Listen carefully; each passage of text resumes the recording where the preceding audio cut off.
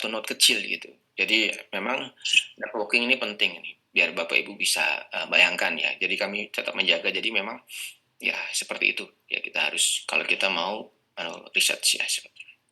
Nah ini contoh ya, walaupun kami punya AI center dan sebagainya, tapi dibandingkan tadi orang-orang di luar negeri sana ya kita namanya kolaborasi lah, bukan bukan kita apa namanya uh, bisa. Ini kita dapat dari Sains Teknopark ya Bapak Ibu ya, baru ya di UI ya. Ya, tapi dibandingkan tempat lain tidak ada apa-apa yang dibandingkan mas. Makanya kita perlu kerjasama. Baik, hari ini kita masuk apa itu AI, terus peran ChatGPT, tapi tidak hanya penulisan ya. Nanti ada saya coba sedikit sebelum penulisan ya, apa namanya penelitian dulu ya. Baru setelah itu beberapa cara membuat penulisan yang masih dianggap diterima dari sisi akademik. Yang tidak diterima pun juga sudah banyak Bapak Ibu. Jadi nanti biar Bapak Ibu ataupun kita semua sama-sama ya. Walaupun sebetulnya seperti publisher besar itu belum mengeluarkan, tapi yang jelas ada namanya trustworthy sama transparansi. Jadi kita mengatakan bahwa ini adalah kapan kita pakai ChatGPT-nya, dan ChatGPT tidak bisa atau generatif AI tidak boleh dipakai untuk tadi ya menggantikan ide-ide kita dan sebagainya. Nah itu nanti mungkin kita akan coba diskusikan. Baik, apa itu AI dan generatif AI? Nah ini sebetulnya foto gambar ini adalah kita salaman ya. Salaman artinya ya kita sepakat kita akan bekerja sama ya. Kita bukan lawannya AI, bukan kita mau dikontrol AI ya kita, dan AI pun hanya sebagai co-pilot gitu ya, co-pilot seperti itu. Itu kita sudah sepakat. Nah, saya mungkin untuk AI biar kita sama dulu pemahamannya. Ini paling terkenal namanya Turing Test.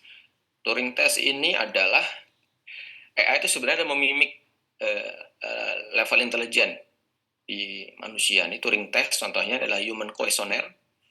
Dia mencoba memberikan pertanyaan kepada komputer responden dan human responden, di mana si human questionnaire ini di tempat yang berbeda Bapak Ibu, di kamar yang berbeda. Ya, ini bertanya baik ke siapa komputer dan ke human. Nah, lalu dijawab beriterasi sampai suatu ketika, sampai in certain level, si human questionnaire ini merasa bahwa jawaban antara komputer dan responden ini sudah seimbang. Bahkan dia tidak bisa membedakan mana jawabannya komputer dan human. Jadi artinya si AI atau si sistem AI ini sudah bisa memimik level intelijen mungkin dari bidang pertanyaan yang tadi, kompetensi yang memang sedang dicoba diteliti seperti itu. Nah, khusus Bapak Ibu mungkin bisa pernah dengar bahwa tahun 96-97 dulu pernah ada namanya juara dunia catur ya. Juara dunia catur Garry Kasparov itu sudah dikalahkan oleh AI. Ya, tapi ya mungkin sebenarnya bukan dikalahkan karena sebetulnya AI yang dilawan adalah AI superkomputer yang 1 detik dia bisa miliaran kombinasi dibanding manusia yang hanya 1000 dan 2000. Sebenarnya tidak bisa dibandingkan seperti itu ya. Tapi ya ini kita buktikan bahwa tanda kutip walaupun tidak apple to apple, manusia lawan superkomputernya sangat mahal, ya juara dunia catur kalah. Nah, ada namanya catur Cina. Catur Cina itu namanya Go.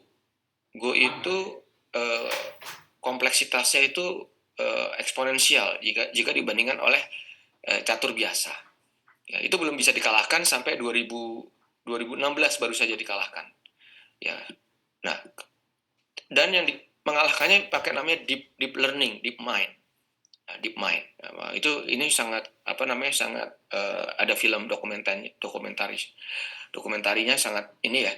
Ya, sampai ya artinya memang in certain level jika kita didesainkan untuk beberapa pekerjaan yang ada namanya critical thinking untuk spesifik intelijen, si AI itu bisa seperti itu. Ya, ini contoh ya perangkat berbasis AI dapat juga digunakan di pendidikan dan seterusnya, mungkin saya tidak Nah, sekarang nih ada lagi yang baru nih Bapak Ibu. Nah, AI itu yang tadi itu dia bisa buat klasifikasi, bisa untuk clustering, bisa untuk prediktif, bisa untuk asosiasi. Itu udah sangat powerful ya. Sehingga tadi bisa untuk beberapa otomatisasi ya seperti autopilotnya Tesla ataupun dan sebagainya. Nah, sekarang nih ada shifting terbaru nih Bapak Ibu. Ada namanya LLM, Large Language Model, dan juga sehingga ada namanya Generative AI. Nah, Generative AI ini agak lebih menginikan karena dia bisa meng-create new content nih Bapak. Ini masalahnya. New content di mana konten itu bisa berupa teks, video, image atau dan sebagainya.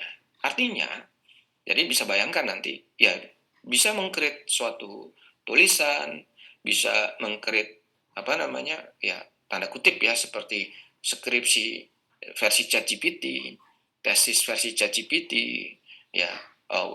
Walaupun tadi ya di Amerika itu sudah ChatGPT sudah lulus ujian masuk dokter spesialis Bapak Ibu.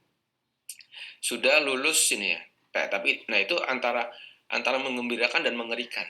Ya, jadi ada namanya dark side-nya ya. Nah, dengan model generative AI ini sekarang kita lagi booming bagaimana mempelajari ini supaya bisa untuk penelitian, untuk apa dan sebagainya. Ya, makin di training makin pintar dan seterusnya Bapak Ibu. Nah, ini contoh ya.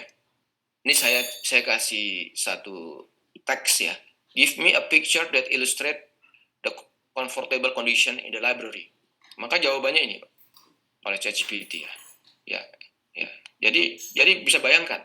Ya, ini bisa menulis atau ya nanti how powerfulnya bahwa bahkan nanti mungkin yang peneliti ya ada work farm itu untuk mengenai nilai titik maksimum minimum, terus persamaan diferensial yang mungkin dulu lumayan complicated itu sama si generative AI sudah bisa dipermudah ya, dan itu bisa untuk proses belajar, tapi kalau untuk instan kan sangat berbahaya. Nah, ini juga contoh, ini saya senang video ini karena kita bisa bayangkan Mona Lisa yang tadinya tidak pernah tersenyum, tidak pernah tertawa, kita bisa paksa dia tersenyum dan tertawa. Namanya ini meng-create new content yang tadinya mukanya lurus lalu muter sedikit tapi sambil tersenyum dan sebagainya, itu bisa dilakukan.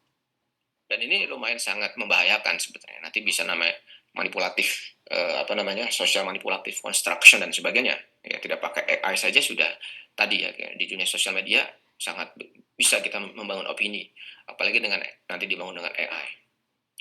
Nah, ini tadi ya. Saya sudah mengatakan ada namanya the old style-nya tadi prediktif ataupun bisa prediktif, bisa klasifikasi dan sebagainya, dan generatif AI. Seperti itu. Nah, kita langsung saja. UNESCO juga sudah sepakat bahwa boleh untuk melakukan riset proses. Ya, UNESCO boleh riset proses.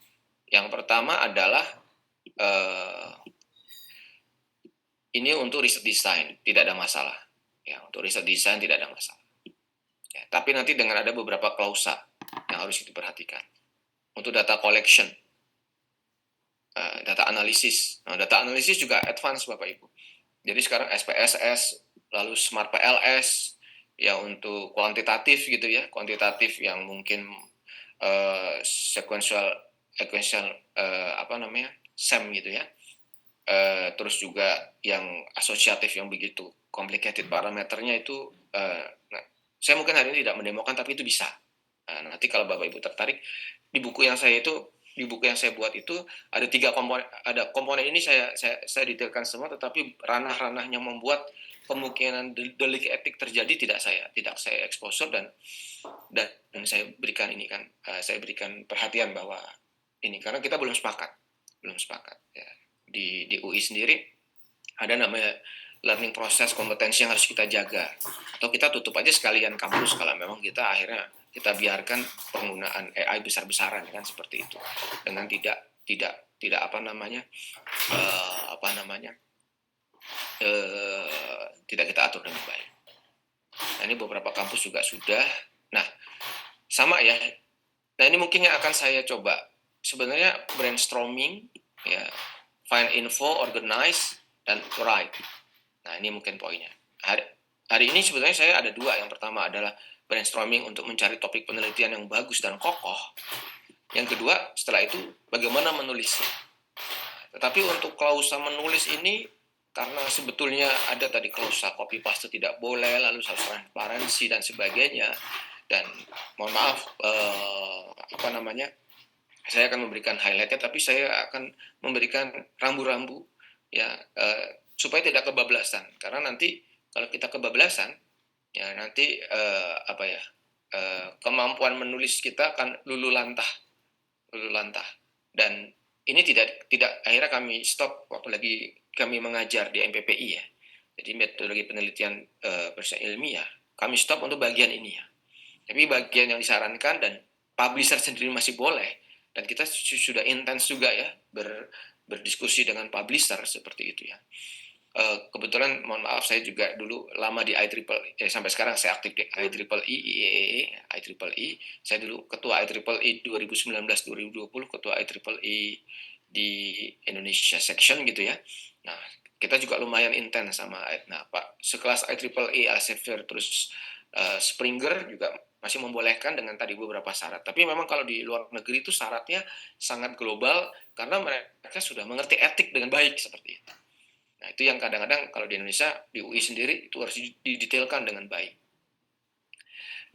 Nah, ini untuk tridharma perguruan tinggi, ya, buat pengajaran, buat pembelajaran, ini kurang lebih sangat bagus gitu ya Bapak Ibu. Baik, sekarang saya, karena ini adalah para peneliti, ya, saya akan coba, mohon maaf ini saya eksersis yang kuantitatif saja dulu ya, kuantitatif. Kualitatif ada versinya juga. Jadi, ini sebetulnya buku kami, ini teori dasar kuantitatif. Kalau kuantitatif kan ada teori, lalu bagaimana teori itu kita coba kekurangannya kita tambahkan ide baru, sehingga ada hipotesa bahwa dengan tambahan ini maka dia akan teori ini bisa lebih bagus untuk hal tertentu. Nah, lalu kita buktikan dengan tadi ya eksperimen, lalu diukur dengan statistik sehingga berbentuk fakta. Nah, ini kami coba detailkan, ya, menjadi tahapan-tahapan yang lebih terperinci, Bapak Ibu. Ya, terperinci. Jadi sebelum ke teori, artinya kita harus punya latar belakang body of knowledge yang kuat, sehingga latar belakang area penelitian ini yang sebelah kanan ini versi kami, Bapak Ibu. Versi kami yang kita coba supaya mahasiswa magister dan doktoral, karena saya banyak di pasca sarjana, dan tadi ya tadi ada 40 lebih doktor gitu ya, dan dengan target untuk menulis jurnal Q1 Q2 seperti itu. Nah, makanya pendekatan tadi tahapannya ini agak berbeda, ini versi kami, sehingga memudahkan mungkin bagaimana untuk memapping proses kita untuk membuat jurnal internasional ataupun laporan yang tadi bisa kita publikasikan. Nah, setelah kita punya latar belakang, ya, yang kuat, ya, terus kita coba tadi studi literatur, kan begitu ya Bapak Ibu. Studi literatur ini kalau di tempat kami kita harus punya mengetahui dulu posisi keilmuan kita, lalu topik yang kita pilih, kita punya background yang kuat, lalu pas kita memilih topik kita udah tahu nih, berharap kita berharap tahu bahwa di dalam studi literatur benchmarkingnya itu siapa aja, yaitu profesor yang top itu siapa aja, peneliti yang top itu siapa aja, research center yang top itu siapa aja, anggotanya, publikasinya di mana saja, jurnal yang top di bidang yang mau kita teliti, sehingga kita punya benchmarking. Ya, benchmarking minimal baseline-nya yang jadi standar itu apa, dan yang paling penting adalah matrix state of the art seperti itu. Sehingga kita sudah mulai bisa melihat yang mana itu originality, yang mana itu novelty, Ya, karena kita tadi sudah bisa melihat posisional kita, lalu kita mau mengadres di yang mana kita ruang lingkup supaya tidak terlalu lebar. Ya, ada namanya SMART. SMART itu di buku yang kami lakukan ya, spesifik, measurable, achievable, dan time bound dan seterusnya. Sehingga kita bisa menyelesaikan setahun ataupun studi kita ataupun laporan kita. Ya, nah amunisi latar belakang yang kuat, topiknya yang kita sudah pilih juga sudah pas, open problem, lalu kita sudah tahu posisi yang lain itu seperti apa, lalu kita mau melihat perbedaannya sama orang lain itu original seperti apa, lalu kita ada sedikit teori. Nah, itu semua dimasukkan dalam hipotesis dan pertanyaan penelitian. Nah, selama ini yang sering salah ya, ini untuk level doktoral ya, kita bicara penelitian, adalah bahwa hipotesis dan penelitian itu, ya kan, hipotesis itu adalah asumsi teori teori sementara lah yang mau kita uji, bahwa teori yang sementara yang kita propose itu lebih acceptable lah seperti itu. Nah, tapi teori sementara itu benar-benar sudah rigid dan sebagainya. Itu mungkin kesalahan yang mungkin banyak peneliti di Indonesia ya, dia hanya menghipotesis bahwa begini, tapi behind skin-nya atau di balik cerita itu belum dilakukan secara detail. Sehingga kita struggle nih menjawab hipotesis pertanyaan penelitian untuk namanya propose method yang kita lakukan, dengan menjawab hipotesis penelitian yang isinya adalah bagaimana menjawab gap penelitian yang ada nilai originality dan novelty. Mungkin gambarannya seperti itu, Bapak Ibu. Ya, ini detail sekali di buku kami. Ya, nanti silakan, karena ini kan hanya 1 jam nanti, ataupun pas diskusi nanti kami berikan linknya juga, Bapak Ibu. Kalau memang nanti mungkin juga mohon kami diberi masukan juga, karena kami kan juga proses pembelajaran ya di tempat kami ya, sehingga makin lama mungkin makin lebih baik seperti itu, Bapak Ibu. Sehingga tadi ya, pengembangan solusi, implementasi solusi, dan ini itu harus diuji karena dia kuantitatif pakai statistik, sehingga hasil analisanya ya bisa valid ya, dan lebih baik dibandingin baseline dan state of the art. Nah ini mungkin yang kita coba. Dasar teori ini dulu yang mungkin kita sepakat dulu. Mungkin agak beda sedikit, tapi rata-rata pasti peneliti melakukannya seperti ini. Nah, hal ini bisa kita lakukan dengan bantuan generative AI, Bapak Ibu. Ya, generative AI. Ya. Yaitu kita bisa mempertajam pertanyaan penelitian. Nah, kita ada namanya prompt engineering. Ini kebetulan prompt engineering-nya Bapak Ibu bisa meng-customize sendiri, tidak perlu kalau rata-rata kan di penggunaan generative AI kan mengatakan bahwa 1000 resep untuk prompt engineering di ini. Enggak perlu seperti itu, tapi yang jelas ada poin-poinnya. Kemudian kami 2 tahun lalu mengikuti sertifikasi gitu ya, prompt engineering ya, tim kami ya. Lalu berbahasa Inggris waktu itu di mana gitu ya. Mereka mengatakan prompt engineering ini salah satu poin-poinnya ada konteks. Kami terjemahkan dalam bahasa Indonesia. Konteks, peran, larangan, panjang, tambahan. Walaupun sebenarnya yang paling poinnya adalah konteks, peran, ya, konteks dan peran sebenarnya. Sehingga kami sengaja memendekkan jadi konteksnya jadi ko, perannya jadi ran, ya, larangannya la, panjangnya pang, tambahan. Jadi nanti kita akan mencoba menggali diskusi dengan ChatGPT itu dengan koran lapangan lah, gampangannya begitu. Ya. Nah, ini kami coba ini kan ya, khusus buat penelitian. Ya, ini ChatGPT ini sangat powerful dengan tanda kutip asal kita tahu kelemahannya dan kita memverifikasi hasilnya. Ya. Jadi untuk penyusunan topik penelitian, untuk persiapan penelitian, dan untuk pengembangan metode usulan, Bapak Ibu. Contoh mungkin lebih cepat. Untuk penyusunan topik penelitian tadi 8 tahapan tadi ya, kita bisa mencari topik penelitian. Kita bisa bertanya dengan ChatGPT. Nanti mungkin saya demokan sebentar nanti di akhir ya. Mengenai konteks, peran, larangan, panjang, dan tambahan tadi yang koran lapangan tadi Bapak Ibu ingatkan ya. Nah, kita bisa bertanya sangat detail gitu. Saya adalah mahasiswa, contoh saja pertanyaannya. Magister ilmu komputer yang tengah mencari topik tesis. Lalu perannya dalam sesi ini saya ingin jadi ChatGPT dalam hal ini diminta untuk seorang yang berpengalaman dengan komputer science dan seterusnya. Ya, terus larangannya seperti ini. Nah, jawaban dari ChatGPT ya tadi ini jawaban dari ChatGPT. Saya sebagai nanti Bapak Ibu bisa mencontohkan ini, cari topik di penelitian Bapak Ibu. Saya sebagai orang yang meneliti selama 25 tahun lebih ya. Kan doktor, saya magister doktor itu saya tahun 2006. Sekarang 2024 ya. Saya profesor 8 tahun 9 tahun yang lalu. Dan membimbing itu sejak itu membimbing kan Mas. Makanya tadi ada sekitar 40 lebih dokter sebagai seorang yang ya sudah lumayan lah jam terbangnya begitu, melihat hasilnya kan ini namanya proses verifikasi. Saya lihat bahwa topiknya ini masih sangat yang jadi hot topik nih, karena memang ChatGPT kan punya basis datanya, basis datanya. Jawabannya karena kita pertanyaannya sangat menukik ya. Jadi begini Bapak Ibu, AI itu punya kelemahan, ada namanya bias, dan halusinasi. Ya, itu dua kelemahan. Yang bias itu adalah artinya ya jawabannya dia probabilistik, tidak mungkin 100% benar.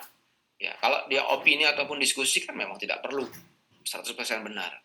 Ya, yang kita ragu-ragukan adalah halusinasi, harus kita memverifikasikan. Kadang-kadang ChatGPT itu kalau ditanya ataupun generative AI karena dia pangkalan datanya hanya sampai 2022, jawabannya ngawur karena dia tidak punya pangkalan data. Nanti saya akan coba buktikan. Nah, tadi saya lupa di rekomendasi UNESCO karena mungkin tadi saya tidak terlalu detail ya. Itu ada namanya proses verifikasi.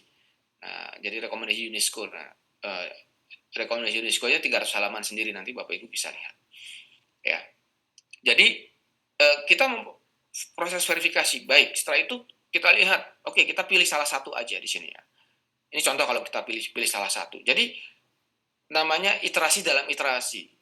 Saya pilih salah satu sehingga pertanyaannya saya yang tadinya jawaban dari ChatGPT yang pertama kan tadi ada 8 tahap.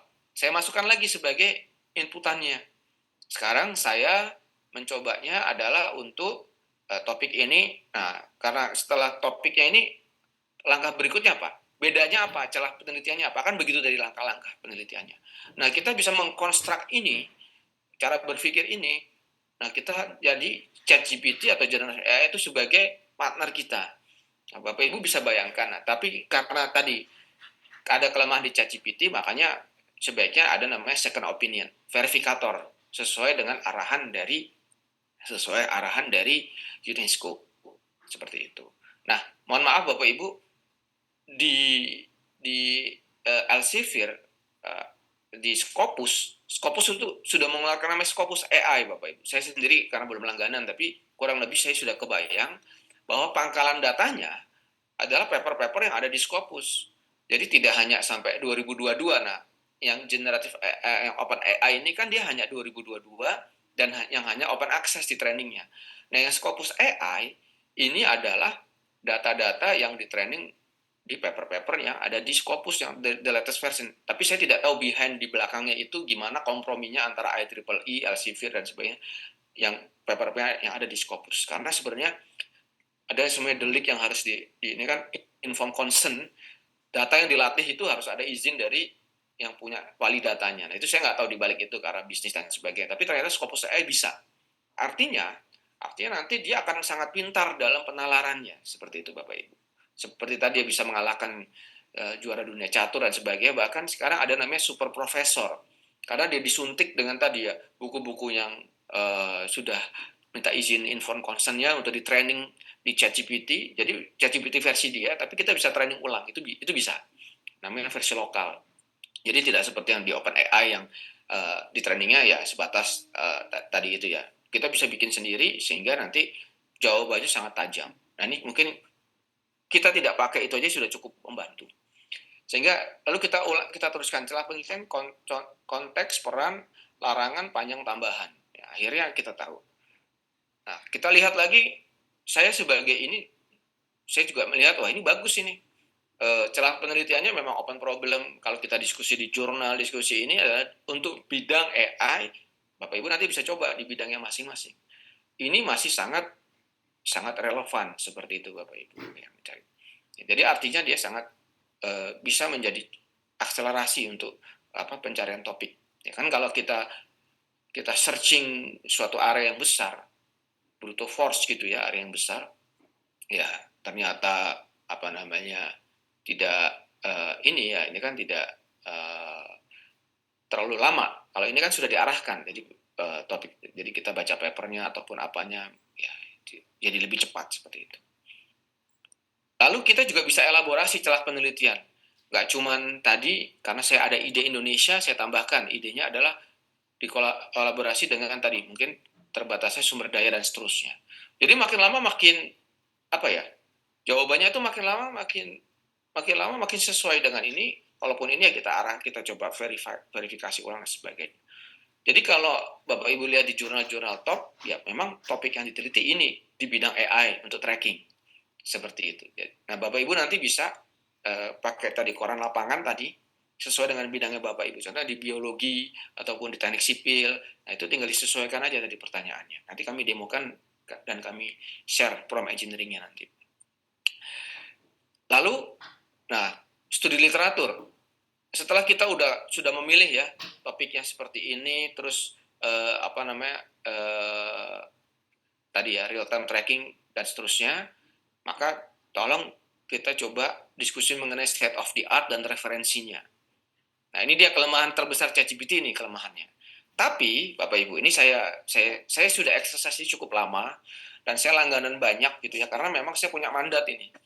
Mandat dari kampus karena saya juga di bidang AI, ketua lab ataupun punya research center AI.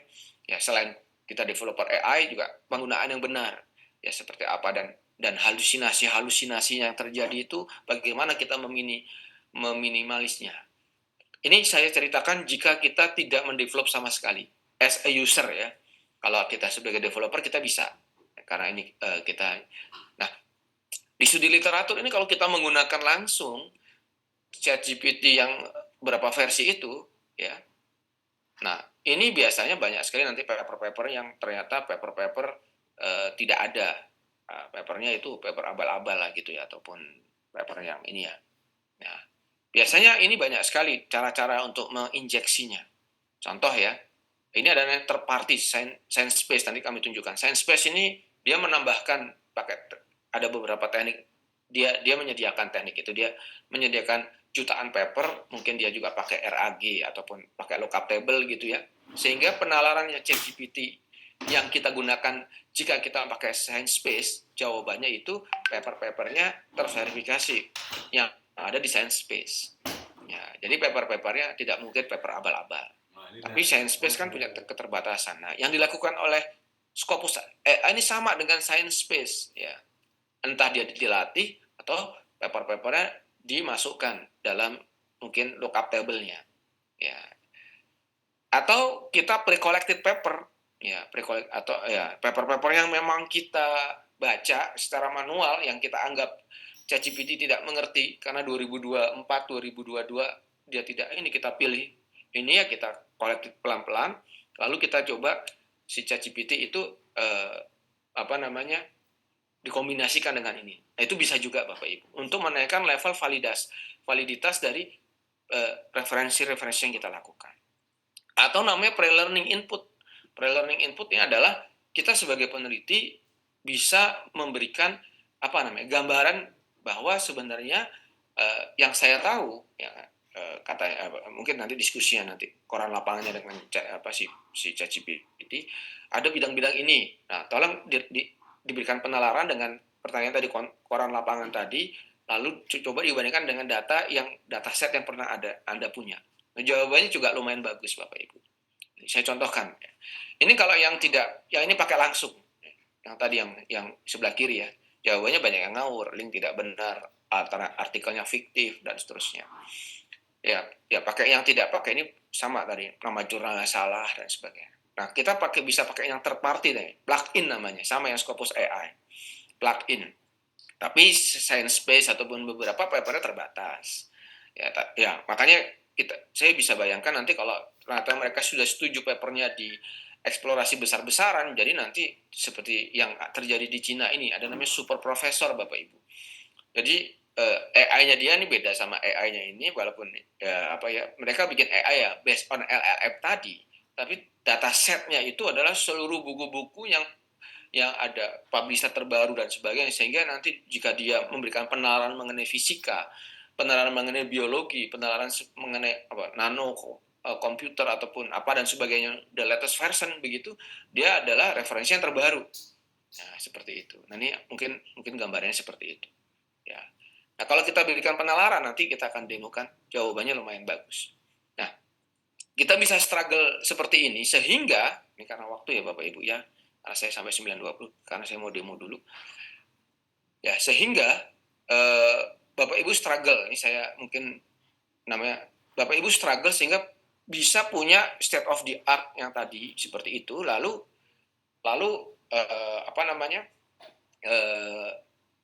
bisa dilanjutkan pertanyaannya, mana celah penelitiannya, mana metode pembandingnya dan seterusnya. Nah, ini dulu ya.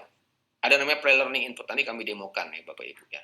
Nah, sekarang saya akan coba ini ada dua hal. Ini adalah penelitiannya, ini penulisannya. Walaupun judulnya adalah penulisan, tapi kelihatannya kalau penulisan saja tidak pas ya. Saya ada penulisan. 8 tahapan tadi yang kita exercise versi manual dan versi generative AI. Oh ya, mohon izin Bapak Ibu. Kebetulan generative AI kan keluar 2022 November ya. Waktu itu 2023 awal Dewan Guru Besar UI mengundang 4 organ UI ya, MWA, terus apalagi ya rektor dan jajarannya sebagai manajemen, senat akademik, Dewan Guru Besar, dan para dosen yang hadir sekitar 1.000 orang lebih di Zoom waktu itu. Yang membahas begini, kira-kira sikap kita gimana nih sama ChatGPT, etiknya gimana waktu itu. Makanya akhirnya karena kebetulan saya di komite etik dan mungkin salah satu guru besar AI, ya alhamdulillah dikasih mandat untuk sebagai ketua pansusnya untuk membuat aturannya Bapak Ibu. Ya, aturannya. Nah, sekarang aturannya kan sangat ini ya, tapi yang khusus untuk penulisan sedang kita godok untuk jadikan peraturan yang resmi. Nanti ada penalti dan sebagainya. Nah, saya juga minta izin waktu itu setelah itu. Di kelas kami itu kelas pasca sarjana ya.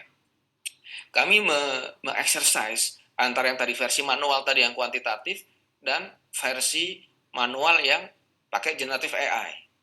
Tetapi tadi nomenklatur tadi seperti ada verifikasi, apa itu bias dan sebagainya kita diskusikan. Ya, dan memang sangat membantu Bapak Ibu. Di kesimpulan dan kita sepakat untuk hal ini tidak ada keraguan, masih dibolehkan. Dengan syarat ada verifikasi dan ada namanya transparansi kepada pembimbing.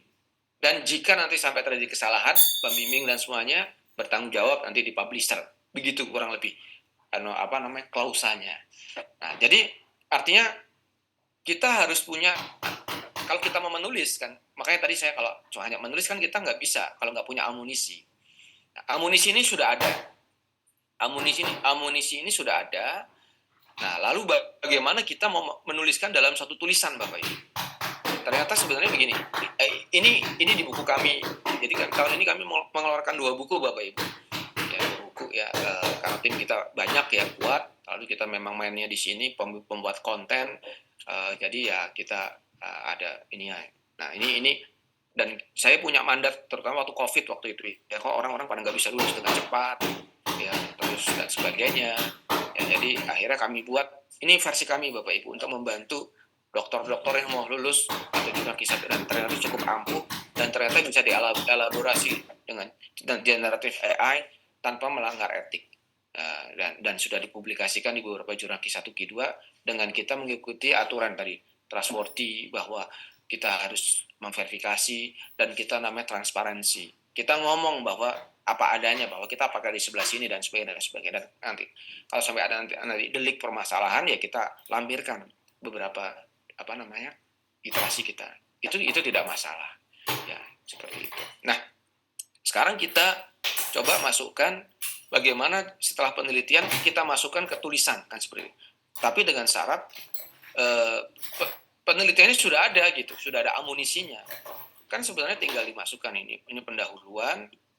Ya, yang pertama metode, hasil, diskusi, kesimpulan. Sebentar, ini saya ngomong sama asisten untuk bingung bisa masuk kamu.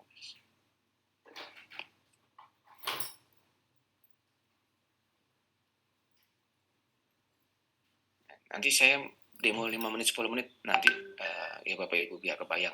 Nanti seluruh teks dan sebagainya Bapak Ibu bisa mengeksersis di bidangnya masing-masing.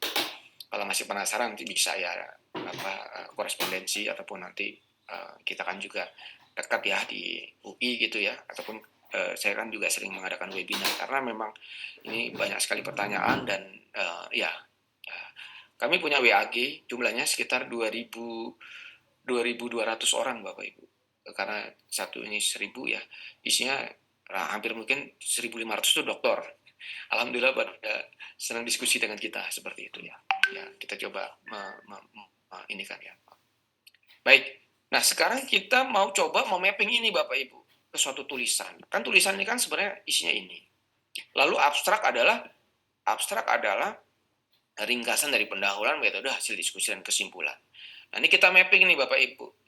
Kita wanti-wanti nih sama, kok banyak mahasiswa dokter yang penelitiannya bagus, tapi kok nggak bisa nulis gitu. Oh, jangan-jangan mereka nggak tahu nih format dan komponennya. Coba kita detailkan. Yang tadi yang proses penelitian kita detailkan, sekarang proses penulisan kita detailkan Bapak Ibu. Ya, proses penelitian kita detailkan bahwa mappingnya seperti ini. Nah, sekarang peran ChatGPT itu seperti apa gitu ya dengan mapping ini. Ya tadi mengecek pola kalimat, generate outline. Ini mungkin ya Bapak Ibu harus melihat limitasinya tadi. Bias itu adalah bawaan yang tidak bisa ditinggalkan.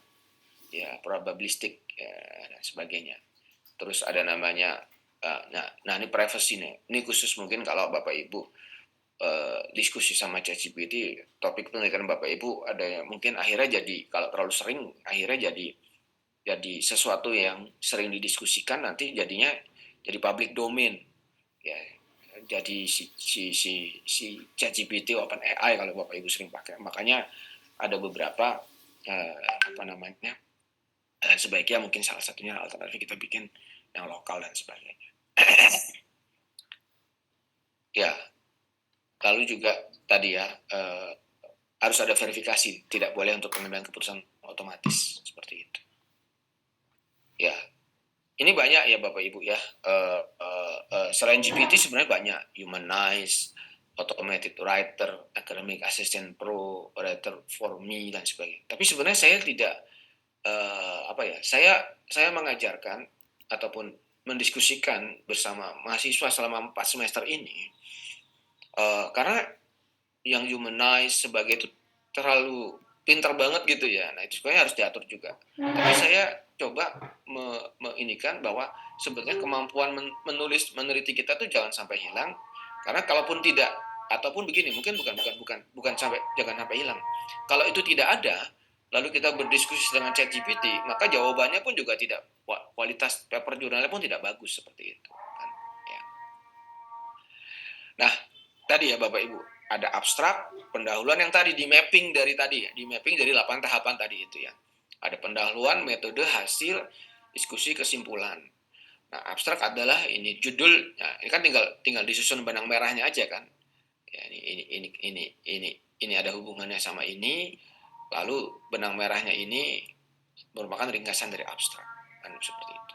Nah, kita bisa tadi Bapak yang latar belakang tadi ya, tahapan yang kita lakukan di latar belakang, kira-kira itu isinya adalah di introduction ya. Terus yang metode tadi di langkah konstruktif ya, pengujian hasil empiris dan seterusnya. ya diskusi dan seterusnya. Ini kayak ini ya memang kayak diterangkan detail sih pelan-pelan. Waktu itu saya presentasi di UGM, waktu itu diundang sama FMIPA UGM. Pak Wisnu neranginnya kayak ini banget, detail banget. Oh iya kan memang ini ya, apa namanya, kita coba. Bahkan di buku kami ada 4 atau 5 contoh jurnal Q1 Q2 yang dipublikasikan oleh mahasiswa selevel magister loh Bapak Ibu. Artinya karena kalau mahasiswa itu ataupun kalau kita arahkan dengan baik, prosedurnya dia mengerti, lalu ranah-ranah yang lain kita ini ya ternyata bisa, apalagi kita sebagai peneliti ataupun sebagai orang yang memang sudah jam terbangnya tinggi di penelitian. Ya, baik. Nah, pembuatan abstrak. Nah, abstrak itu kan komponennya kan tadi ya Bapak Ibu ya. Ada namanya yang pertama general background. Ya, general background, specific background, knowledge gap, here we show, result. Nah, ini kami dapat ini standar di jurnal internasional. Bukan abstrak di tulisan apa kan agak beda memang abstrak. Ini langsung straightforward untuk ke jurnal. Nah, kurang lebih seperti ini Bapak Ibu. Kita bisa berdiskusikan. Ini kayaknya apa? Ini PPT-nya baru dirubah tapi kok nggak interaktif sih PPT-nya ya. Baik Bapak Ibu. Sebenarnya ada namanya SEM konteks ya. SEM konteks sebenarnya saya mau memberikan SEM konteksnya dulu ya. Jadi dari abstrak itu ya general background itu nanti ada hubungannya sama introduction ya, lalu knowledge gap sama here we show itu ada hubungannya sama sedikit di introduction dan detail di metodologi. Nah, seperti itu ya, itu namanya SEM konteks. Nah, Bapak Ibu bisa memasukkan itu ya. Jadi amunisinya sudah disediakan oleh oleh kita. ChatGPT itu hanya menerjemahkan saja. Bukan kita mengatakan tolong buatkan abstrak untuk penelitian ini, bukan. Jadi kita ingin membuat abstrak, nah ini contohnya. Kita ingin membuat abstrak dengan koran lapangan tadi Bapak Ibu. Kembali lagi, kalau tadi kan buat penelitian, sekarang kita penulisan dengan koran lapangan tadi. Konteksnya adalah ini, konteks peran, larangan, panjang, dan tambahan.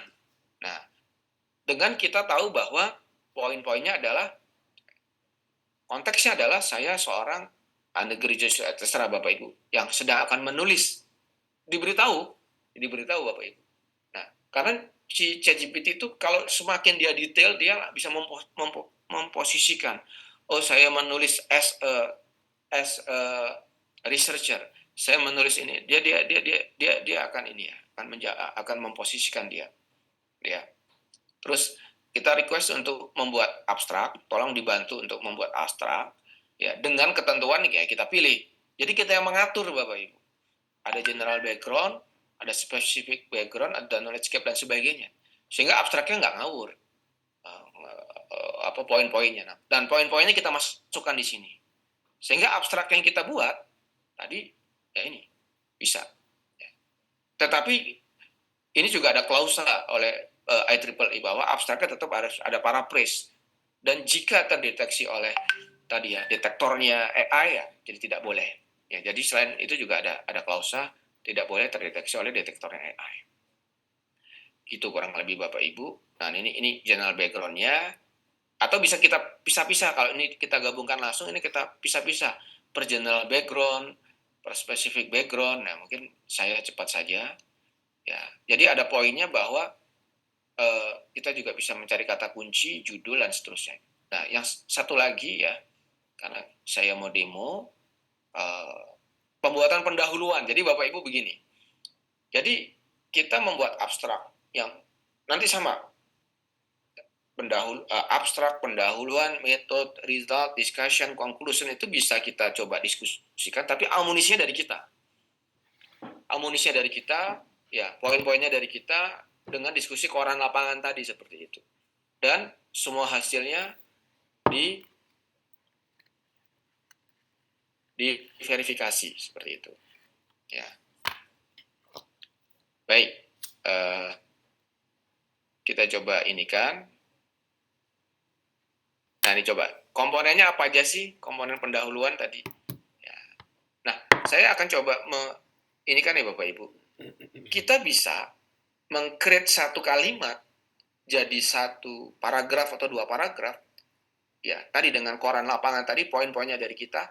Bahkan kan ada teorinya ya dalam menulis. Satu kalimat di-extend jadi satu paragraf jika apa namanya kalimat tadi itu kalimat pertama tadi jadi kalimat utama di paragraf itu, lalu ada namanya kalimat-kalimat pendukung. Nah, kalimat pendukung. Ya, nah kalimat pendukungnya ini yang kita masukkan, yang kita coba bisa ekstrak dari paper. Nah, singkat cerita dia bisa pakai seperti itu. Baik. Nah, hasilnya bisa seperti ini Bapak Ibu ya. Nanti Bapak Ibu bisa. Nah, supaya enak, saya akan demokan dulu Bapak Ibu ya. Nah, saya akan demokan dulu. Sebentar Bapak Ibu. Saya akan demokan dulu.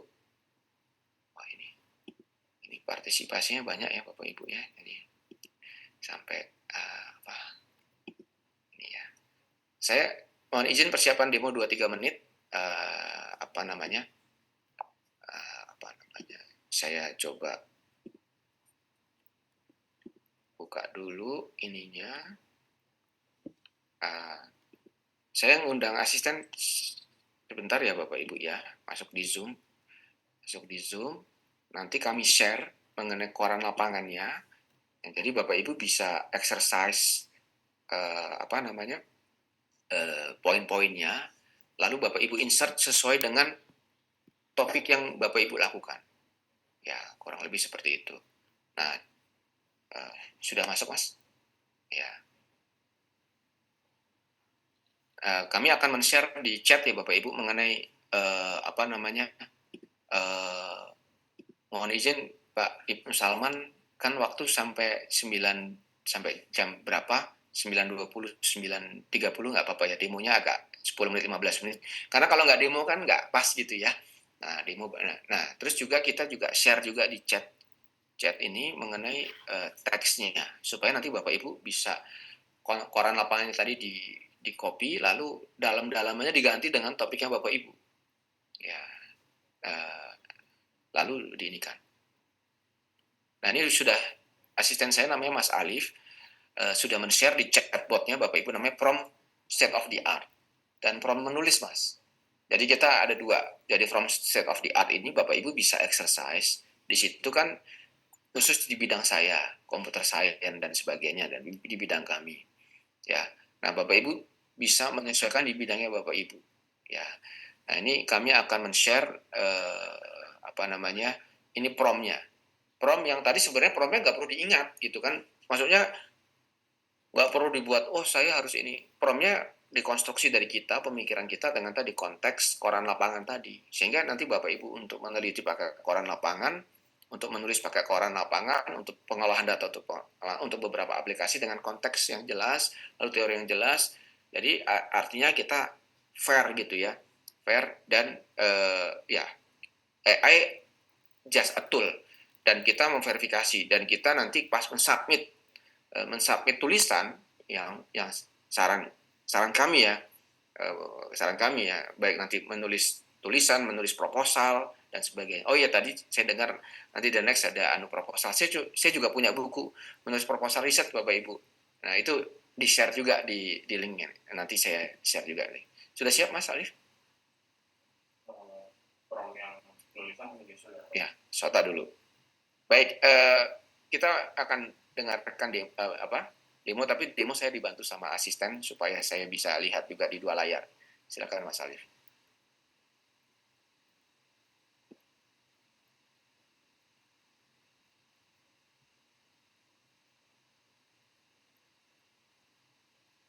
Oh iya, Mas Alif, mohon diizinkan untuk share screen dong. Sudah? Oh, baik. Ya, terima kasih. Prompt-nya, ya. Kalau file satunya pelan-pelan, ini lagi dicari, belum ketemu. Yang satu dulu ya, Bapak. Mohon izin. Silakan, Mas Alif.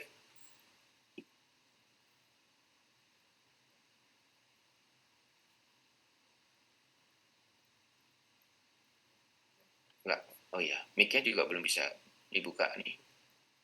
Mungkin dijadikan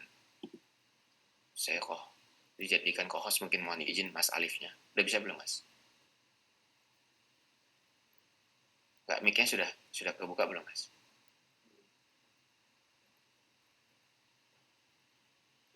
Ya. Ya, kalau gitu saya yang pakai mic-nya deh. Ya. Jadi Mas Alif sudah posting di chatbotnya ya Bapak Ibu ya, mengenai prompt-nya. Ya, Bapak Ibu bisa mendownload di chatbotnya. Nah, kami akan mendemokan diskusi kami kepada ChatGPT tadi ya. Saya adalah jawabannya tadi yang sebenarnya jawaban ini sudah ada di PPT. Ya, jawaban di PPT. Tapi kan mungkin nanti bisa, nah, apa namanya, bisa Bapak Ibu bisa kita tunjukkan ya bahwa memang dia cukup bagus kalau dipakainya terstruktur Bapak Ibu. Terstruktur, ada teorinya, terus ada metodenya, terus juga apa namanya, ada verifikasinya sesuai dengan arahan dari UNESCO seperti itu Bapak Ibu. Ya. Nah ini Mas Alif koran lapangan tadi untuk mencari topik. Ya, topiknya kan bagus nih Bapak Ibu. Ya setelah mencari topik, ya kita pilih yang topik pertama ya Mas Alif. Nah, kita pilih, lalu kita minta untuk celah penelitian, tinggal diganti aja ya topik pertama kan gitu kan, sesuai dengan ini. Nah jawabannya juga tadi ya, nah Bapak Ibu kan sudah kami share ya chatbotnya di chatbot. Nah Bapak Ibu bisa apa namanya melihat bagaimana si AI itu apa namanya bisa menjawab dengan baik. Nah, di enter Mas. Nah, baik. Nah, jawabannya bagus. Nah, mungkin karena waktu ya, saya demokan langsung pas paper, Mas. Nah, jadi pas paper. Jadi kelemahannya ChatGPT itu adalah waktu jadi referensi. Saya akan mendemokan kalau kita explore GPT, Mas. Diklik explore GPT, Mas. Nah, jadi Bapak Ibu diklik ya. Ini saya juga riset and analysis, Mas. Klik. Bapak Ibu bisa bayangkan, sekarang orang berlomba-lomba. Jadi kalau Bapak Ibu langganan ChatGPT, kalau yang sekarang ChatGPT langganan nggak langganan bisa pakai, ya. Tapi kalau yang langganan dia bisa pakai tidak ada batasnya. Ya, kalau langganan dia pakainya sehari 10 apa gitu 10 atau 15 diskusi ya. Belum puas ya Pak Ibnu Salman sudah nggak boleh ya. Jadi sengaja itu Ya, supaya nagih gitu ya. Nah, kalau yang bayar ini, nah Bapak Ibu bisa bayangkan. Sekarang ini namanya Explore GPT atau plugin-plugin ini banyak sekali Bapak Ibu. Nah, di riset analisis saja ini ada science space untuk mensuntik paper ya, mensuntik paper. Kami sih bisa juga mensuntik paper versi lokal dan sebagainya, tapi kami tidak jelaskan ini kalau kita as a user gitu ya. Nah, kita jadi kita menunggu orang membuat, ya, kita contoh pakai science space gitu Mas, klik science space, sehingga penalarannya tadi. Jadi tinggal diklik science space, oke gitu ya, start chat gitu ya, diklik start chat Mas, ya. Nah, jadi kita akan membuat penalaran dengan generative AI di atas science space yang mana kita meretrieve paper-papernya dari science space sehingga kemungkinan halusinasi paper yang tidak ada itu teredam gitu ya, sehingga validitas dari diskusi kita itu cukup lumayan bisa di inilah seperti itu. Bisa Mas di enter Mas contohnya Mas. Nah, kalau diklik, nah enaknya diklik dia langsung ada ini Mas, apa namanya, paper ini isinya ini. Bahkan nah, di Scopus AI lebih interaktif Bapak Ibu. Saya nggak kebayang, nanti saya nggak tahu Brin mau langganan atau tidak. Udah ditawarin tuh berkali-kali, memang harganya agak mahal. Kalau kita sih bikin, ya bisa bayangkan nanti ini. Nah, itu mungkin demo awal. Nah sekarang kalau tulisan sudah ada Mas. Baik, sekarang saya mau mendemokan tulisan Bapak Ibu. Tulisan di rundown kan tanya jawabnya ini ya. Boleh ya Pak Ibnu Salman? Silakan Pak. 10 menit lagi ya, demo. Silakan. Ya. Nanti teks-teks semuanya kalau Bapak Ibu ini boleh searching di channel YouTube Lab 1231, itu ada, itu lengkap semua. Jadi atau saya share di sini ya. Saya share di sini mengenai Lab 1231 dan sebagainya, Bapak Ibu. Silakan, karena kita memang banyak konten-konten yang mau kita share Bapak Ibu, ya, supaya nanti mohon masukannya kalau memang ternyata ini banyak yang belum bisa ini membahayakan dari sisi penelitian dan sebagainya. Makanya sebenarnya tujuannya kami share adalah bagaimana kita menggunakan AI itu, menggunakan AI yang elegan gitu ya, dan tidak melulu lantahkan ini kita.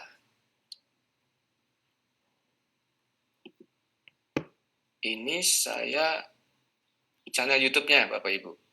Ya, channel YouTube-nya kalau memang Bapak Ibu lihat. Jadi di channel YouTube itu ada keterangan, ada sekitar 40 video mengenai ChatGPT, ya, 10 mengenai penelitian, 10 apa dan sebagainya. Baik, Mas Alif, bisa. Nah, ini sekarang untuk yang menulis Bapak Ibu. Yang tadi ya, kita pakai koran lapangan lagi, koran lapangan tadi. Tapi poin-poinnya dari kita Bapak Ibu. Nah, tapi kita juga, sebenarnya setelah hasilnya keluar, kita sintesis gitu ya, paraphrase. Tapi AI sendiri sudah banyak, makanya saya kadang-kadang waduh ngeri juga. Jadi hasilnya itu diparaphrase pakai AI lagi. Nah, saya sendiri untuk sementara ini mohon Bapak Ibu menggunakan AI secara bijak, karena nanti kalau terlalu depend sama AI, dikit-dikit pakai AI, takutnya nanti tadi ada beberapa kemampuan menulis, menurut saya kemampuan, sehingga waktu itu ya kami bayangkan tulisannya akan bagus, hasilnya juga akan bagus kalau kita pakai cara yang benar. Tapi kalau kita terlalu depend on, kami juga tidak menyarankan begitu. Jadi kita moderat. Dan nanti akan diatur sih sebenarnya, karena sekarang AI ini lagi mau diatur habis-habisan. Tapi ini alhamdulillah nih, PPI ya mengadakan seperti ini supaya minimal literasi kita kepada AI ini begitu dalam dan sebagainya. Nah, jawabannya seperti itu Bapak Ibu. Jadi artinya sudah cukup bagus dan sebagainya. Ya. Wisnu, mungkin nanti kalau ada yang raise hand nggak apa-apa ya. Ya. Sambil baik. Karena waktu juga lebih baik tanya jawab kali ya Pak Ibnu Salman ya. Mungkin untuk sementara seperti itu saya kembalikan ke Pak Ibnu Salman sebagai moderator. Silakan Bapak Ibu kalau mungkin ada masukan. Terima kasih Pak Prof. Wisnu. Ada beberapa yang sudah raise hand dan ada juga yang sudah memberikan pertanyaan di chat room. Tadi yang pertama kalau nggak salah, karena Prof. Wisnu sudah menulis banyak buku, jadi bukunya itu nanti bisa diperoleh di mana gitu. Mungkin apakah tersedia di Gramedia atau bagaimana gitu kan. Itu pertanyaannya di chat room. Dan yang pertama di Zoom ini ada yang sudah raise hand, Pak. Tadi saya lihat Pak Beni ya. Pak Beni, bisa mendengar? Mohon panitia untuk membukakan suaranya Pak Beni. Silakan Pak Beni. Panitia mohon dibukakan dulu unmute-nya untuk Pak Beni karena beliau raise hand untuk bertanya. Sudah. Silakan Pak Beni. Sudah bisa? Langsung Pak Beni. Belum terdengar suaranya ini ya?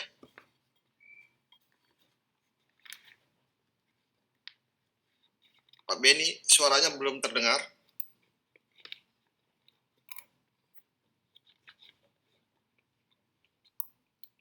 Mohon dicek kembali Pak Beni.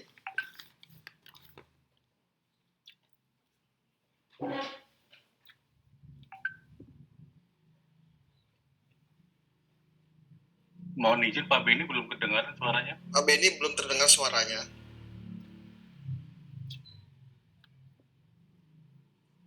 Sambil menunggu Pak Beni bisa bersuara gitu. Ini mungkin gangguan atau apa. Izin Prof Wisnu, ada pertanyaan dari Pak Seto itu di ChatGPT. Dear Prof Wisnu, apa saja keterbatasan penggunaan ChatGPT dan cara mengatasinya? Tadi kan sekilas di bias gitu ya. Ini terus terang kan konteksnya adalah bagaimana menghadapi itunya agar situasinya itu lebih baik dan lain sebagainya. Itu pertanyaan dari Pak Seto. Pak Seto mau dijelaskan, Pak Ketua PPI Jakarta?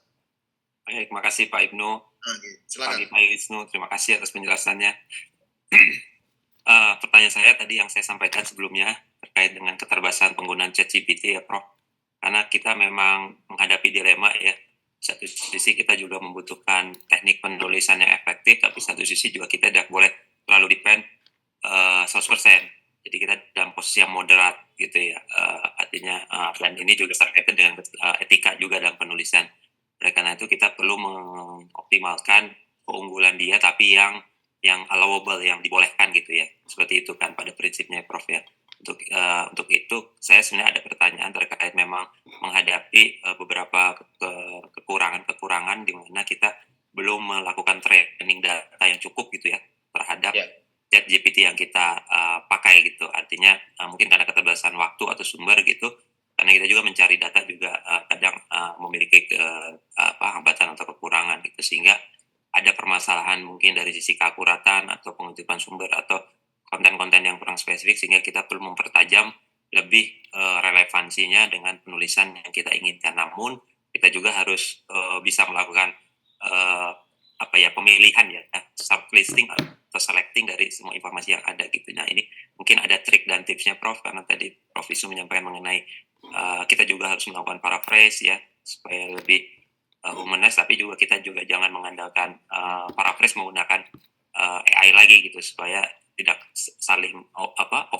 overload AI kontennya gitu. Jadi nah ini mungkin ada sedikit ininya tips strateginya Prof Wisnu. Terima kasih. Siapa Ketua, mohon izin nih, mudah-mudahan jawabannya bisa ini ya. Kalaupun nanti kurang mohon nanti ada tambahan mungkin biar view-nya bisa lebih komprehensif seperti itu. Kalau untuk, kan tadi ada dua pendekatan. Yang pertama untuk penelitian, kelihatannya kita sepakat itu juga tidak ada masalah ya. Walaupun sebenarnya di ilmu sosial di UI masalah Pak Ketua. Udah, ya terima kasih. Ya, tapi ya kita ya nggak boleh ya, karena ternyata banyak halusinasi. Halusinasi maksudnya pas kita bertanya, jawabannya itu sering ngawur. Contoh kalau kita nanya undang-undang, kalau dia tidak ini, jadi based on undang-undang yang ngawur, dia menjawab itu si ChatGPT kan gitu kan. Masalahnya kalau kita itu bukan ahli di bidang undang-undang dan kita pasrah bahwa ChatGPT itu betul, nah itu kan yang tidak dibolehkan. Ada namanya proses verifikasi. Nah itu dari proses verifikasi itu untuk menghilangkan bias tadi itu ya. Yang kedua, memang ChatGPT itu bisa disuntik lagi data trainingnya supaya ya baik secara pre-learning ataupun sebagai apa yang tadi saya sudah demokan seperti itu ya. Ataupun kita bisa bikin model, terserah nanti kalau BRIN atau apa ya PPI ingin membuat model lokal gitu yang untuk penelitian kita sendiri itu memungkinkan kok. Karena jadi pertanyaannya hanya ke penelitian kita, bukan nanya yang lain-lain. Jadi nanti kita bikin lokal yang sangat pintar untuk bidang kita itu. Saya pernah melakukan itu, Pak. Saya pernah mendevelop itu ya di beberapa kementerian, kurang lebih seperti itu. Nah, khusus penulisan ya memang saya seorang AI bukannya anti menggunakan AI semua ya, Pak, Bapak Ibu ya. Kami takutnya adalah tadi ya ada namanya nuansa output base. Nah, output base itu kalau kita tidak melarang atau kami mengeksposur ini lo pakai ini, beberapa orang kan mengeksposur pakai pakai ini cara menulis pakai software ini. Kami sudah punya semuanya itu Bapak Ibu. Kami artinya mengeksposur itu juga. Tapi akhirnya dalam satu ini ketakutannya nanti kita nggak bisa menulis tulisan menulis kalimat secara utuh, kalimat dasar secara utuh gitu sih Pak Ketua, Pak Seto ya. Terus menulis paragraf secara utuh. Nah, kami berharap itu jangan sampai hilang. Sama tadi ya. Nah, itu saya belum punya jawaban. Yang kami punya sekarang, saya tidak mengeksposur itu detail kepada para mahasiswa magister dan doktoral, dan diwanti-wanti bahwa copy paste itu tidak boleh, karena memang ada copy paste tidak boleh. Dan juga ada namanya tadi ya, jika terdeteksi pun juga sekarang ada checkernya ya sekarang ya. Jika terdeteksi itu pun juga penaltinya sekarang ketat di UI, seperti itu Bapak Ibu. Nah, hal-hal gitu kita coba mengargumenkan bahwa karena kita belum sepakat di kurikulum nih Pak, kami terutama, saya terutama. Jadi kalau kita memang mau pakai ChatGPT, tolong nanti kita melihat kurikulum nih, kompetensi mana yang tidak boleh yang harus ada, dan kompetensi mana yang boleh kita akselerasi. Nah, itu belum tuh kita. Nah, kalau kita nanti depend on khusus penulisan, nanti kuliah MPPI itu tidak berguna dan akhirnya jadi hilang itu Pak. Itu aja sih sebenarnya kekhawatiran itu. Tapi sebagai as a tool itu sangat berguna, dengan tadi asal tadi pokok-pokoknya kita tetap yang kita berikan sehingga poin-poinnya jelas dan sebagainya. Dan kalau kita yang sudah senior gitu ataupun sudah pengalaman gitu ya, itu tidak ada masalah. Dan publisher memang boleh seperti itu. Yang kami khawatirkan adalah orang yang memang belum punya pengalaman itu shortcut sehingga dia tidak terbentuk itu Pak. Itu aja sih sebenarnya ya. Demikian mungkin gambarannya. Ya. Terima kasih Prof. Wisnu. Ya. Mungkin Pak Beni mau langsung ya tadi ya. Silahkan Pak Beni. Tadi kayaknya belum bisa bersuara. Walaupun di chat banyak yang bertanya Prof. Wisnu, tapi saya coba agak harmonisasi dulu bahwa yang bisa bertanya langsung dipersilahkan gitu. Minimal 3. Ya, terima kasih Pak Wisnu. Mohon izin suara Pak Beni terdengar. Terdengar Pak. Silakan Pak. Ya, terima kasih Prof. Wisnu. Sangat excellent Prof. Wisnu materinya pagi hari ini terkait dengan penggunaan AI GPT dalam rangka riset dan penulisan paper. Namun beberapa waktu ini kami mengikuti juga salah satu seminar terkait dengan ChatGPT dalam penulisan paper. Apa yang dikatakan oleh Prof. Wisnu terkait dengan halusinasi atau tingkat kebenaran itu sangat-sangat dipentingkan ya Prof. Artinya dengan menggunakan ChatGPT itu kita perlu verifikasi sampai dengan 100% ya Prof. Karena tidak semua apa yang kita inginkan itu sesuai dengan ChatGPT yang akan keluar gitu Prof. Nah, mungkin trik-trik itu yang kami butuhkan Prof. Itu yang pertama. Kemudian yang kedua Prof, penggunaan daripada ChatGPT itu, maaf saya seorang chemical engineering, dalam rangka menuliskan paper, apakah saya harus menginstall dulu program dari ChatGPT itu ke komputer atau laptop saya Prof? Itu langkah kedua sebelum saya menggunakan itu, atau saya harus membeli software terkait dengan ChatGPT tersebut. Karena tadi Prof menyinggung, apakah nanti BRIN bisa mempermudah peneliti dalam rangka membeli software terkait dengan GPT AI tersebut untuk digunakan oleh peneliti. Mungkin dua itu Prof. Terima kasih. Wassalamualaikum warahmatullahi wabarakatuh. Salam. Terima kasih Pak Beni. Pak Wisnu silakan bisa direspon. Ya, kalau yang di chat juga dijawab, dibantu sama Mas Alif jawabannya pelan-pelan. Nanti saya akan verifikasi biar kelihatannya banyak yang di chat juga ya. Iya betul. Ya. Mohon izin Pak Beni, halusinasi itu apa ya? Dia jawab ngawur kan gitu ya. Mungkin gampangannya itu. Itu ada dua kemungkinan. Yang pertama memang data setnya itu kurang. Nah, data setnya kurang. Nah, cara data setnya kurang, data latihnya maksudnya tidak ada. Nah, data latihnya itu bisa namanya diinjeksi atau disuntik lah, ditambah gitu. Ditambah. Nah, cara-caranya tadi ya, salah satunya kita pakai third party yang memberikan paper-paper yang lebih lengkap, atau kita pakai pre-learning, atau kalau kita bisa bikin lokalnya, kita bisa training ulang versi lokal kita untuk topik chemical engineering yang sedang Pak Beni lakukan. Nah, itu namanya untuk halusinasi yang datang dari dataset latihnya. Nah, yang kedua adalah halusinasi dari pertanyaan nih Pak Beni. pertanyaannya kadang-kadang tidak elegan gitu. Kan kadang-kadang konteksnya tidak jelas ataupun apa. Nah, itu jadi dua itu. Nah, makanya tadi ada namanya prompt engineering yang tadi pakai koran lapangan untuk supaya jawabannya itu ya detail, sesuai dengan apa? Dia menjawab sesuai dengan permintaan seperti itu. Itu yang pertama ya, Pak ya, yang untuk halusinasi. Lalu yang kedua untuk langganan dan seterusnya nih, saya nggak tahu nih Brin bagaimana keputusannya. Tapi begini nih Pak, kemarin itu Sen Ahmad ya, siapa namanya, punya si CEO-nya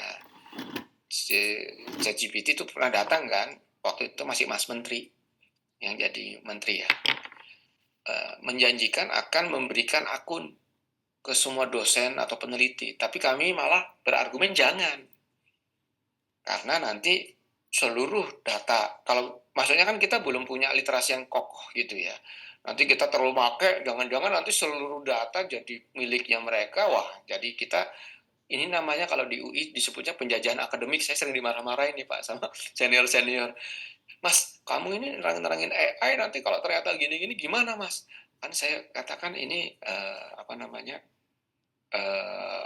ya untuk, jadi tujuan kami adalah bagaimana menerangkan AI tadi ya, supaya AI ini digunakan secara elegan dan detail ya, dan sayang kalau kita ada orang yang mau melarang nih, beberapa orang sudah banyak juga ingin melarang Pak, di beberapa negara juga memban namanya, memban ya. Kita bayangkan ini ada alat yang canggih, sebagai peneliti sayang saja kalau kita tidak menggunakannya secara baik. Nah nanti silakan, atau seperti ini Pak, kami mungkin ini cerita di sebuah kementerian, saya diminta untuk mendevelop di sebuah kementerian, tapi versi lokal. Jadi kementerian ini ingin bagaimana ada namanya pembelajaran untuk bidangnya, bidang apalah, contohnya perpajakan, keuangan atau apa gitu. Nah, peraturan perpajakan dan keuangan ini kan selalu berubah.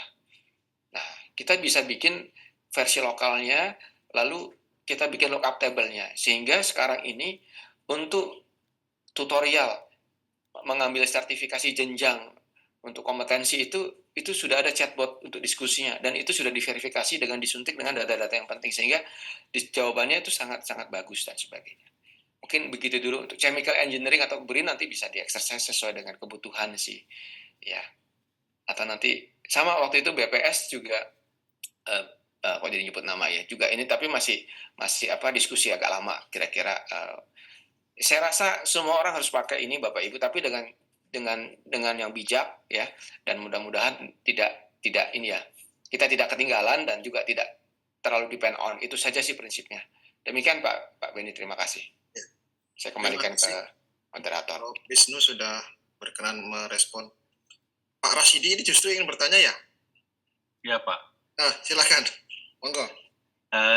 Sebelumnya Assalamualaikum warahmatullahi wabarakatuh. Sebelumnya perkenalkan saya Rasidi dari Pusat Riset Perikanan BRIN. Terima kasih Pak Wisnu Jatmiko yang penjelasan terkait ChatGPT sangat super dan gamblang ya. Mungkin terkait dengan etika itu Pak, apa namanya, kadang kita menjadikan ChatGPT atau AI yang lain itu sebagai ketergantungan gitu loh. Maksud saya bagaimana kita memanage AI itu biar penggunanya secara bijak. Nah itu biasanya kan kalau kita submit jurnal itu kan ada beberapa minimal penggunaan AI itu berapa persen. Nah itu bagaimanakah kita meminimize penggunaan AI itu di paper kita. Kemudian tadi etika dalam penggunaan AI itu yang kadang kita masih terlena gitu, ada AI ini gitu, jadi kayak ketergantungan gitu Pak. Mohon penjelasan. Terima kasih Pak. Demikian Pak Ibnu, terima kasih. Ya, terima kasih Pak Rasidi. Silakan Prof. Wisnu. Ya, ini kan acaranya sampai jam 10, tapi ternyata gedungnya saya pindah, saya sambil jalan nggak apa-apa ya? Nggak apa-apa, Prof. Mau dirampas sedikit juga nggak apa-apa kok, tenang. Saya jalan ke kelas soalnya. Siap. Ya, tadi Oh, kebetulan lagi ada pelantikan rektor baru nih Pak, jadi banget bocoran. Pak Wisnu yang jadi.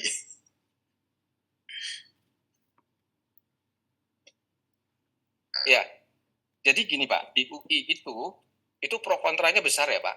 Ini saya, karena ternyata gedung lama sama gedung baru dan lagi ada pelantikan rektor, jadi saya goyang-goyang nggak apa-apa ya. Ya, aman. Ya, nanti kan dibantu sama Mas Alif. Mohon maaf jadi ya seperti ini. Jadi di UI sendiri itu kita ada pro kontra ya Pak ya, pro kontra. Karena juga disparity-nya itu sangat besar. Mohon izin nih, saya nggak membuka apalah, maksudnya nih kenyataan bahwa disparity AI ataupun pengetahuan AI itu sangat beragam ya. Setuju ya mungkin dalam hal ini ya Bapak Ibu. Iya. Sehingga mereka ada yang hanya tahu AI, lalu dia tidak tahu AI, lalu dia antipati dan seterusnya. Ataupun yang pakai AI, mohon maaf, yang pakai AI pun ada dua tuh, AI yang mau bijaksana atau AI karena dia mau malas belajar. Itu juga banyak juga tuh, mohon izin Bapak Ibu. Jadi saya.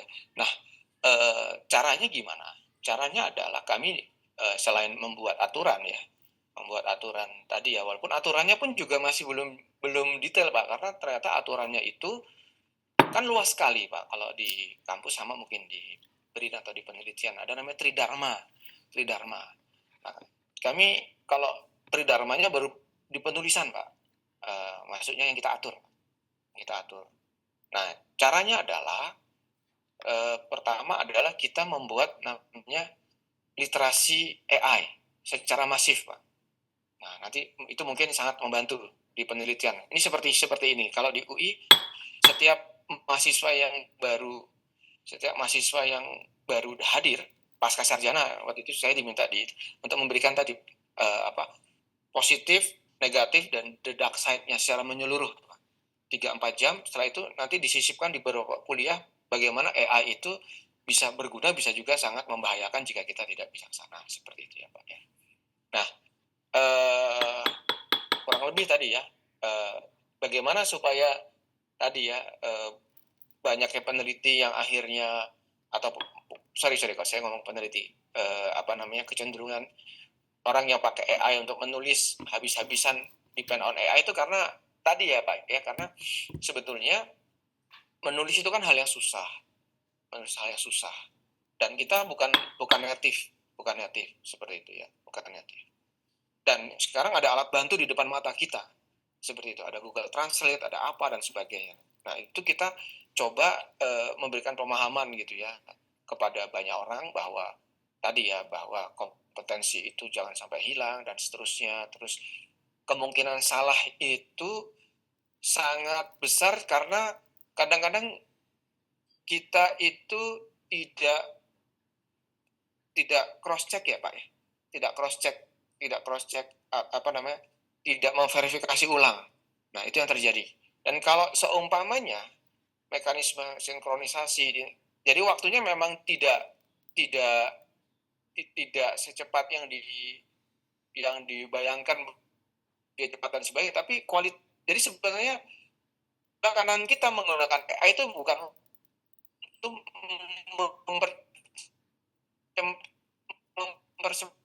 mempercepat waktu penulisan sehingga kita bisa meng-create banyak sesuatu.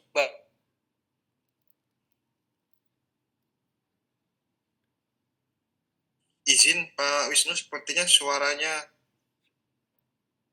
samar, hilang ini. Betul nggak Bapak Ibu? Mungkin sinyal kali Pak. Iya, betul sinyal. Jadi Bapak Ibu jangan khawatir, beberapa pertanyaan yang di chat room itu nanti akan langsung dijawab oleh Mas Ali, asistennya Prof Wisnu ya, asisten AI-nya gitu.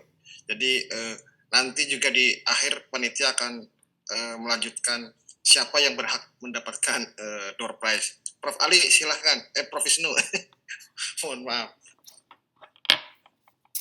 Prize, nggak bilang. Mungkin, Prof Wisnu sepertinya sudah join kembali, bisa mendengar nggak, Prof Wisnu?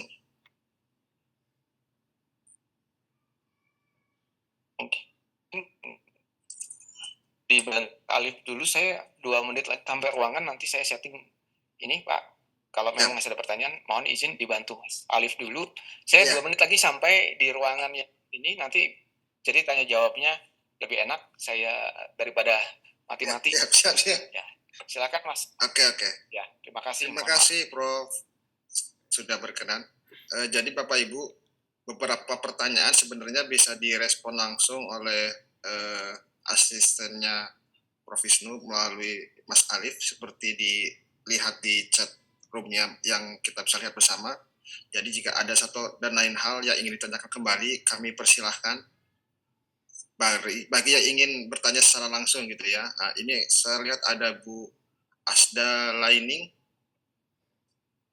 Kemudian saya tampung dulu minimal 2 ya yang bertanya secara langsung. Kalau tidak ada, saya persilakan langsung ke Bu Asda. Bu Asda, izin bisa mendengar suara saya?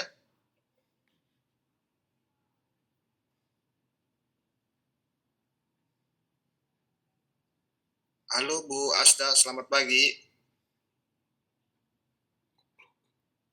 Bu Asda yang raise hand, ada yang ingin disampaikan? Mohon panitia bisa mengkondisikan suaranya Ibu Asda. Iya, sekarang saya bisa ini Pak ngomong, tadi nggak bisa di unmute. Ya, Silakan Ibu. terima kasih Pak Ibnu. Saya Asda, peneliti dari Pusat Riset Perikanannya sama dengan Pak Rasidi.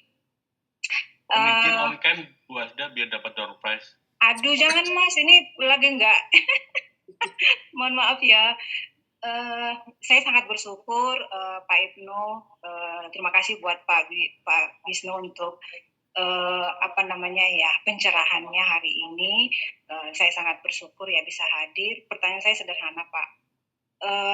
Saya termasuk yang belum menggunakan ChatGPT ya hingga saat ini.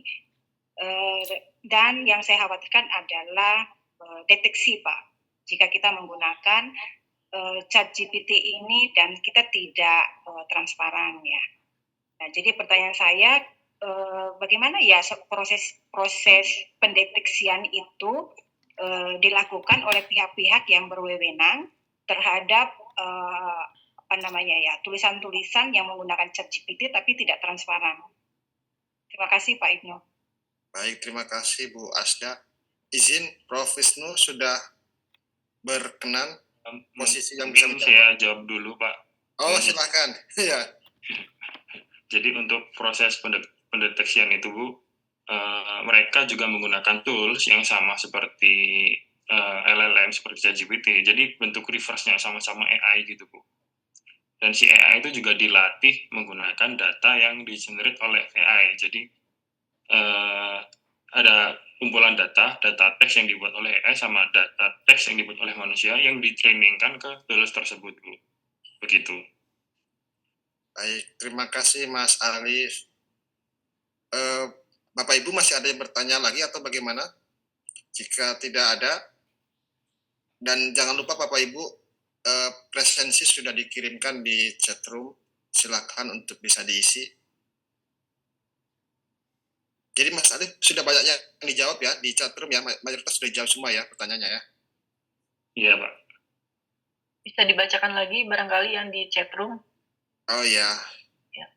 Baik, yang terakhir aja ya, biar nggak scrollnya terlalu ke atas.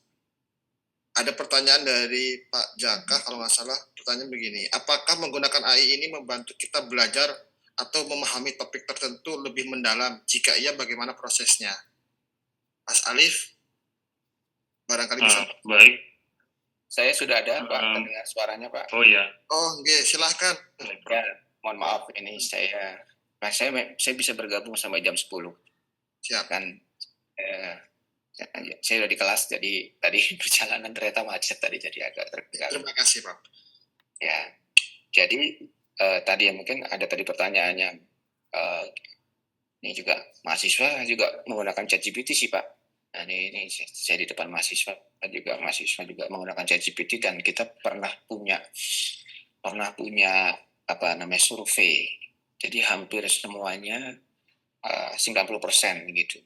Sehingga tulisan-tulisan kami yakini bahwa semuanya pakai ChatGPT tadi yang Ibu yang bertanya tadi ya, seperti apa gitu ya, gimana penaltinya dan seperti ini ya. Sehingga memang kita nggak bisa itu menghindari itu. Ya, kecuali khusus untuk yang kompetensi yang kita miliki, yang harus ada, kita wanti-wanti, kita buat aturan. Itu tidak boleh. Terus tadi pengecekan ya Mas Alif ya, pengecekan itu juga kadang-kadang belum final juga. Karena tergantung data korpusnya Pak, data korpus checkernya. Ya. Dan pengecekan itu juga ya masih on progress lah. Tapi yang jelas jika terdeteksi ya kita akan panggil, ya kita akan coba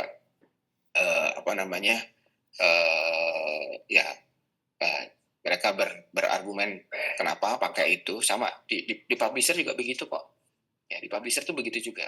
Ya jadi ataupun kalau nanti di ujian ya ujiannya sekarang nggak pakai based on online gitu, nanti 100 semua nilainya. Ya kita ada namanya the way of assessment-nya adalah kita tulis tangan pakai esai. Nah itu akhirnya seperti itu. Nah itu juga kita belum sepakat gitu. Terus tadi pertanyaan yang bagaimana menggunakan AI yang elegan tadi ya, tadi Bapak Ibu mohon izin ya tadi ya. Kita pahami tadi ya AI, terutama kebetulan saya tidak tahu Kemendiknas dulu ya, itu barusan mengeluarkan buku panduan. Saya rasa mungkin BRIN atau nanti buku panduan, hanya buku panduan, belum ada aturan, hanya diberikan buku panduan bagaimana menggunakan untuk penelitian, pembelajaran, terus hal-hal apa saja yang harus dikhawatirkan dan sebagainya. Dan sekaligus tadi ya, kok alat AI banyak banget, nah kan gitu ya. Nah ChatGPT ini sebenarnya palu gada Bapak Ibu. ChatGPT ini bisa buat semuanya, ya. Tapi asal tahu penggunaannya seperti itu. Nah sekarang alat AI itu refernya ke generative AI ataupun ChatGPT dan sebagainya. Nah jadi kurang lebih sebenarnya tidak susah sih belajar AI. Nah mungkin BRIN ataupun PPI gitu ya, sama UI mengeluarkan buku saku untuk pembelajaran AI as a user yang beretik dengan nilai-nilai value yang mungkin seperti itu. Lalu nanti ada ada aturan-aturan yang penalti yang cukup keras kalau memang nanti, karena orang Indonesia begitu ya, kalau hanya dikasih anjuran-anjuran kadang-kadang bablas. Nah, di UI sendiri sekarang mulai diangkat jadi penalti Pak. Makanya ada namanya aturan, sehingga nanti kalau kita mendeokan orang ataupun ada dasar hukumnya. Makanya itu agak mengerikan, sehingga itu agak lama di BLLH-nya. Gitu kurang lebih sejarahnya Bapak Ibu. Ya. Demikian mungkin pertanyaannya. Baik, terima kasih Bapak Ibu semua yang sudah bertanya. Karena waktunya sudah mendekati jam 10 dan Prof. Wisnu sudah di depan kelas gitu ya. Jadi mohon maaf harus berbagi dengan mahasiswanya. Jadi saya sebagai moderator tidak bisa memberikan respon atau menanyakan kembali beberapa pertanyaan. Sebelum ditutup, Prof. Wisnu ada ini enggak yang istilahnya kata penutup yang ingin disampaikan? Ya, mohon izin Bapak Ibu, AI ini memang sudah di depan mata kita. Jadi dan dia akan mengubah new paradigm banyak hal. Makanya kita kalau bisa as a personal dan as a institusi kita coba mempelajarinya sehingga kita bisa bijak menggunakan AI dengan baik dan meningkatkan produktivitas kita yang tadi ya bermartabat lah, tanda kutip ya, agak berat karena AI kadang-kadang shortcut semua seperti itu. Demikian mungkin. Terima kasih. Terima kasih atas quote-nya. Jadi AI bisa membuat paradigm yang berubah dan berbeda gitu. Saya selaku moderator pada kegiatan webinar kali ini, mohon maaf sebelum saya kembalikan ke Bu Mumun selaku MC. Ada satu sertifikat Prof. Wisnu, mohon nanti ditampilkan dan akan disampaikan secara di depan layar. Saya kembalikan kepada Ibu Mumun. Silakan.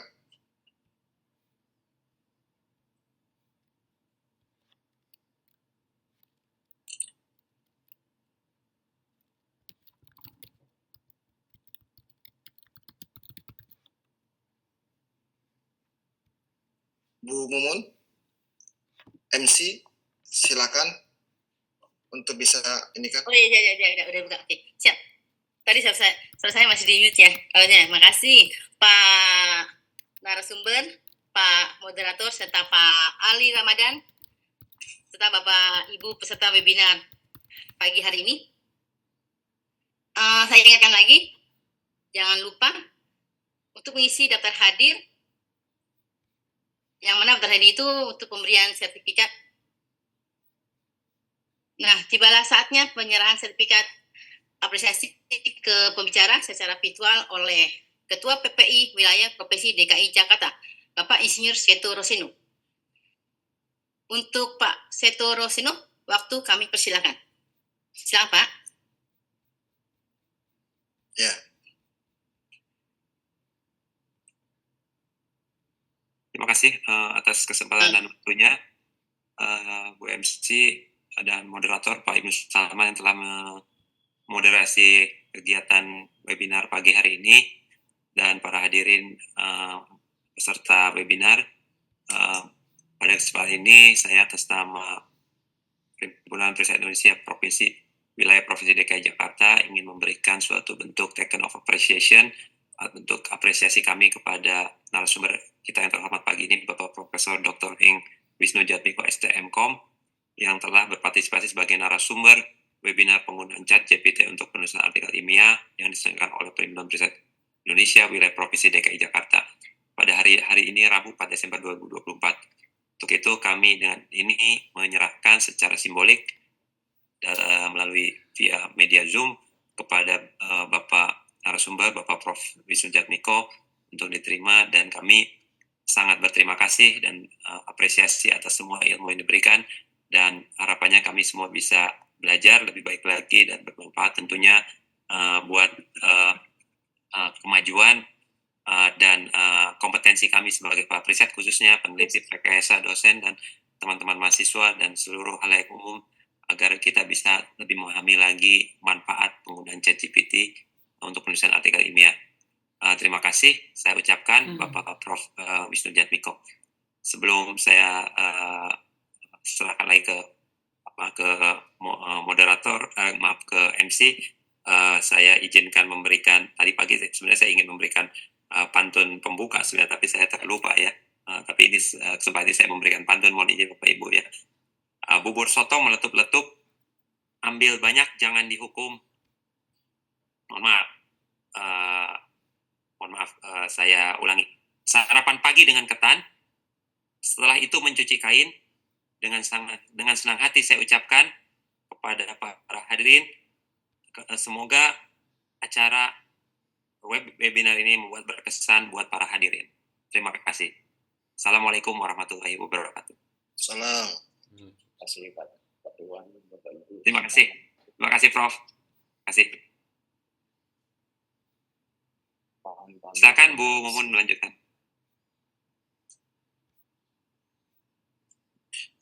Pak Rasidi, silakan. Oke, siap. Terima kasih Bapak.